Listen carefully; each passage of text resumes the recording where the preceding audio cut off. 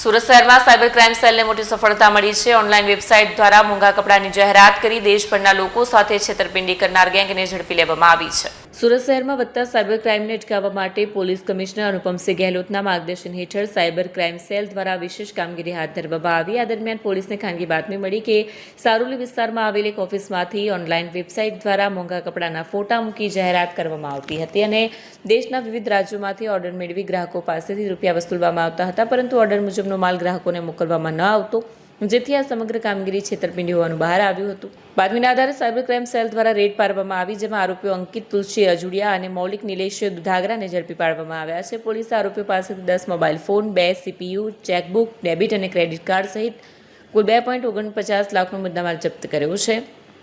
આરોપીઓએ સીઓડી અને પ્રીપેઇડ મળી કુલ 3762 ઓર્ડર લઈને આશરે રૂપિયા 22.86 લાખની છેતરપિંડી કરી છે।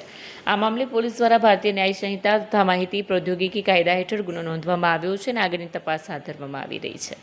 ગઈકાલે એક ખાનગી બાતમી આધારે સાયબર સેલ સુરત શહેર દ્વારા એક રેડ કરવામાં આવી પૂના ગામમાં કોહિનૂર પ્લાઝામાં, જ્યાં ખબર અમે લોકોને બાતમી મળી હતી કે એ લોકો ખરેખર વેબસાઇટ ઉપર કિંમતી કપડાની જાહેરાત કરીને પછી એકચ્યુઅલી કસ્ટમરને એ લોકો સસ્તો માલ ડિસ્પેચ કરતા હતા અને એવી રીતે એ લોકોએ છેલ્લા 2 મહિનામાં 3800 જેટલા એ લોકોએ ઓર્ડર મેળવી 22,86,000 જેટલાની લોકો સાથે છેતરપિંડી કરી છે।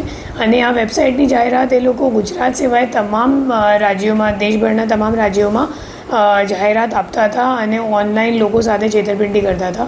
તો આ ગુનાની આ બાતમી આધારે અમે લોકોએ ટેકનિકલ વર્કઆઉટ કરીને ત્યાં રેડ કર્યું અને રેડમાં મુદ્દામાલ સહિત 2 આરોપીઓની ધરપકડ કરવામાં આવી છે અને હવે આગળ જેટલા કમ્પ્લેનન્ટ છે એમને બોલાવીને અને એમને રિકવરી આપવાની કામગીરી ચાલુ છે।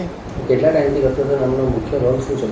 એ લોકો છેલ્લા 2 મહિનાથી કામ કરે છે અને એમનો રોલ એવું છે કે એ લોકો 2 વેબસાઇટ એકચ્યુઅલી ચલાવે છે। એક તો સાચી વેબસાઇટ છે જેમાં ખરેખર એ લોકો સાચું માલ ડિસ્પેચ કરે છે અને બીજી વેબસાઇટ આ ફેક વેબસાઇટ છે। એ લોકો અગાઉ કંઈક લોસ થયેલું હતું તો એની ભરપાઈ કરવા માટે એ લોકો છેલ્લા 2 મહિનાથી આવું કરે છે કે જે કિંમતી કપડાઓ છે તો એમની જાહેરાત એ લોકો વેબસાઇટ ઉપર કસ્ટમર્સને આપે છે અને કસ્ટમર જે ઓર્ડર કરે છે ખરેખર એમને એ માલ એ લોકો ડિસ્પેચ નહીં કરીને એમની સાથે છેતરપિંડી કરે છે।